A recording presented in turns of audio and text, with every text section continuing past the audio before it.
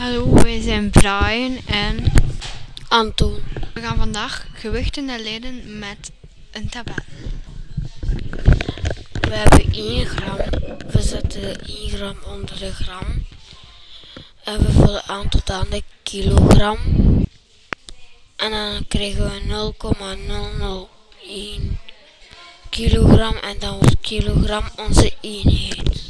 We hebben 98 milligram. We gaan het herleiden naar gram. Dan is het 0,098 gram.